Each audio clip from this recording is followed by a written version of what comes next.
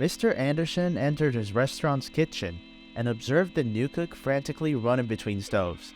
Despite his young age, the owner had allowed the inexperienced cook to prove himself.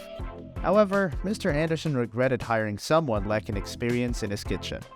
What steps can be taken to ensure the success of a restaurant's kitchen staff? Upon graduating from culinary college, the new cook exuded confidence during his interview with Mr. Anderson. However, when faced with the pressure of a potentially busy night at the restaurant, the inexperienced cook became overwhelmed and paralyzed with fear. Despite the chef's attempts to encourage him, the situation only grew more confusing for the new hire.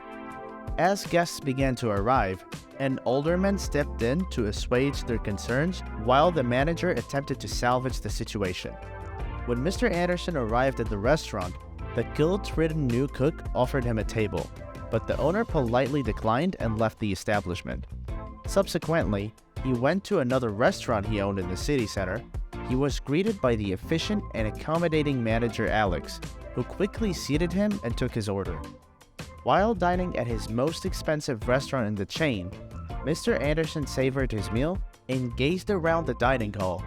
Here, he felt a sense of importance as the staffs and patrons regarded him respectfully.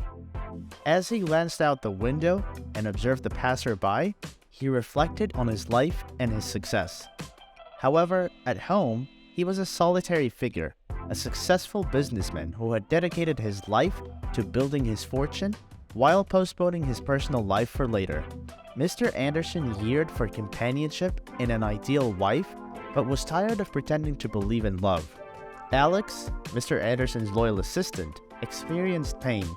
His liver had begun to ache due to his love of fatty foods and alcohol, leading him to seek medical attention. The doctor prescribed Mr. Anderson to alleviate his pain. Despite his dislike of providing false hope, he gave the patient a realistic life expectancy estimate, but offered supportive care to prolong his life. The patient thanked the doctor for his honesty and declined the supportive care. The doctor then folded the prescription and bid farewell to the patient. The older man realized that he had not accomplished anything worthwhile in his 70 years of life, and he shook his head in disapproval of a young mother who was smoking a cigarette. He had also smoked in his youth, but never at the expense of basic needs. The older man realized he had taken his life for granted and decided to take action to improve the lives of others and test the quality of his restaurant chain. These actions brought him joy and helped him focus on something positive during a difficult time. Keep watching to find out how the older man's action impacted the lives of the people around him and what lessons he learned along the way. The older man discreetly placed the bags of apples he had bought from the older woman into her old suitcase on wheels, which she opened to make space for the next load. He suggested purchasing a bag from a nearby shop, but insisted on having her old pack. The man quickly left the market, and the older woman began transferring her things into the new bag. He was happy to have helped a good woman, as not everyone would find and return the money. The following morning, he put on old clothes, grabbed the same bag, and went to a familiar makeup artist. Mr. Anderson changed and became more senior. He visited a dining establishment where the management, Ingrid, and servers had high earning potential. When he arrived, Anthony, a security guard, stopped him and wouldn't allow him to go without giving a reason. After much debate, Mr. Anderson asked that the manager meet with him outside, but Ingrid refused and indicated that she would use force to have him removed. Despite his negative experience at Ingrid's restaurant, Mr. Anderson recognized the importance of treating people with kindness and respect and visited Alex's fifth restaurant to assess his humanity and approach to customer service.